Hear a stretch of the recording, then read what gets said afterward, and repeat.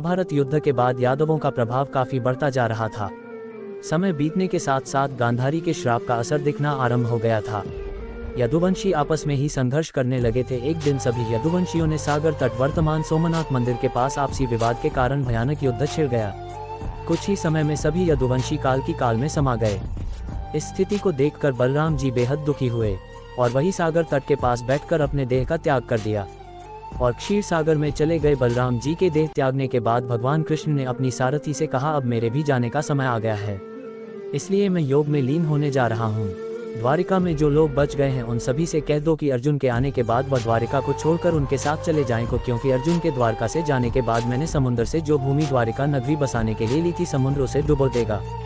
इसके बाद भगवान श्री कृष्ण योग में लीन हो गए और जरा नामक शिकारी ने भगवान श्री कृष्ण के पैर को मृग की आंख समझकर दूर से बाण चला दिया।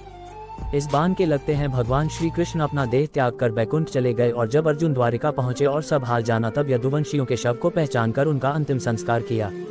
अर्जुन ने श्री कृष्ण की पत्नियों को उनके मृत्यु के विषय में कुछ भी नहीं बताया था। वह भगवान की पत्नियों सहित उनकी संतानों और द्वारका में जीवित मनुष्य को लेकर बड़ी ही सावधानी से इंद्रप्रस्थ के लिए निकल पड़े। उनके साथ द्वारिका की अपार धन संपदा भी थी। मार्ग से गुजरते हुए फिर जो कुछ भी हुआ उसकी उम्मीद ना तो श्री कृष्ण की पत्नियों को थी और ना ही द्वारिका के मनुष्य को। रास्ते में अभी वर्ग के लोगों ने इतनी महिलाओं की रक्षा के लिए एक योद्धा को देख उन पर आक्रमण कर दिया और श्री कृष्ण की पत्नियों सहित सभी को बंदी बना लिया और उनका धन लूट लिया जिस अर्जुन ने पूरे महाभारत में अपने विरोधियों के पसीने छुड़ा दिए थे, वह भी उनकी रक्षा नहीं कर पाया। भगवान की इस संसार से जाने के बाद अर्जुन ने अपनी शक्तियां खो दी थी, क्योंकि अर्जुन को जिन कारणों के लिए अपनी शक्तियों का उपयोग करना था वह पूरे हो चुके थे। अर्जुन ने यदुवंशियों की रक्षा के लिए हर संभव प्रयास किया था, परंतु उसके सभी अस्त्र असफल रहे। केवल श्री कृष्ण जी की 8 पत्नियां, बलराम जी की पत्नी, कुछ सेवक इन अभीरों के आक्रमण से बच पाए थे। ये सभी अर्जुन के साथ इंद्रप्रस्थ पहुंचे। अर्जुन ने सभी को राज्य में अपना स्थान देकर अपना कर्तव्य पूर्ण किया और अंत में भगवान श्री कृष्ण के प्रियपुत्र वज्र को मथुरा का राजा बनाया। इसके पश्चात अर्जुन ने अष्टभार्यों को भगवान श्री कृष्ण के मृत्यु के बारे में भी बताया। उसके बाद रुक्मिणी ने, जो भगवान लक्ष्मी का अवतार थी, वह अपनी ऊर्जा से अपना देह त्याग कर बैकुंठ चली गई। साथ ही जामवंती भी सती हो गई।